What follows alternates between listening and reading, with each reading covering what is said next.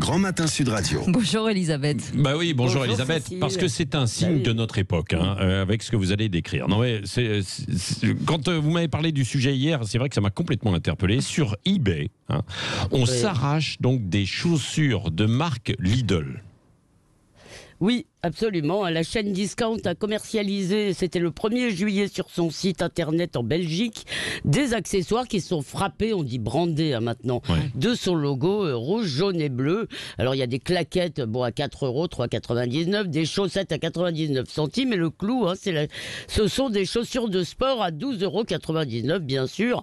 Il s'agit de saletés fabriquées en Chine. Alors très vite, saleté. Le stock est... Pardon. Disons les choses. On parle vrai. Oui. Voilà. Très vite, le stock a été épuisé et les tennis, donc on dit sneakers, maintenant s'arrachent sur eBay.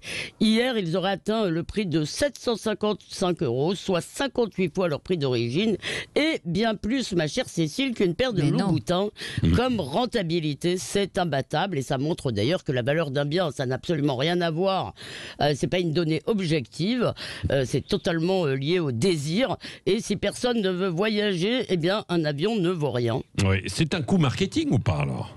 Alors, d'après Lidl, tout ça est parti, c'est un engouement spontané qui serait parti d'un simple tweet, le jeu de l'offre et de la demande. Alors, je ne sais pas s'ils ont aidé la main invisible, mais ce que dit le marché, c'est que des chaussures de pauvre, porter des chaussures de pauvre, eh bien, ça fait de vous quelqu'un de cool et de branché. Alors attention, c'est pas la première fois qu'on s'arrache des produits Lidl, mais c'était un peu différent. Souvent, ils proposent des biens qui sont devenus à peu près inaccessibles à la plupart des bourses, des robots, des PlayStation au quart de leur prix. Ça ne coûte pas grand-chose parce que les volumes sont dérisoires et ça fait de la pub gratuite. Enfin, pour les PlayStation, ils ont quand même annulé l'opération. Et la mode, dans le fond, fonctionne sur ce principe du haut vers le bas. Les femmes du peuple veulent ressembler aux dames de la bonne société, maintenant aux people. Alors, on veut avoir le sac de machine et la coiffure de Cécile de Ménibus. Oui, alors, avec les chaussures à 12 € là, dont vous nous avez parlé, c'est le contraire ou pas ? D'abord, la première fois que le processus s'est inversé, c'est après la guerre. C'est avec le jean où, pour la première fois, un vêtement d'ouvrier qui était porté par le peuple est devenu universel. Mais maintenant, ça va beaucoup plus loin parce que on veut nous dire que les symboles de pauvreté, ça deviendra des codes du luxe. Vous vous rappelez sans doute la collection Clochard de John Galliano avec des vêtements déchirés. Il y a eu le fameux sac Tati de Vuitton et dans la pub, on appelle ça se réapproprier les codes de la rue. On parle de citation ironique, de subversion et même de contestation du capitalisme. Vous appelez ça comment ? Moi j'appelle ça du mépris de classe et du foutage de gueule. Parce que arborer des Lidl à 700 balles, c'est dire à des gens qui, eux, achètent des chaussures moches à leurs enfants parce qu'ils peuvent pas faire autrement. Pas si moche que ça. Tellement... Pas si moche que ça, a priori.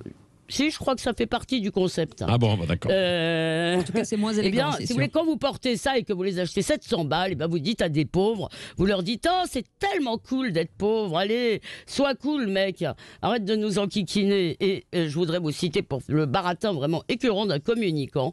C'est une réaction à trop de luxe. Au bout d'un moment, on a un peu fait le tour de ces matières précieuses. Il y a des gens vraiment qui donnent envie de prendre la Bastille et il faudrait peut-être leur dire qu'on peut être pauvre et aimer les belles choses. Voilà, c'est bien dit avec cette information très surprenante, évidemment. Merci, le regard libre, comme chaque matin, est toujours aussi libre. Elle envoie du bois. Oui, d'Elisabeth Lévy, que vous pouvez réécouter évidemment aussi en podcast, bien sûr, sur le site de sudradio.fr. Dans un instant, notre moment de détente, comme chaque matin. Oui, et c'est Jérôme Commandeur qui sera Jérôme Commandeur avec nous. On parlera des week-ends entre collègues. C'est pas gagné. Non, ne m'invitez pas en week-end. Je ne viendrai pas. 8h24. Sud Radio.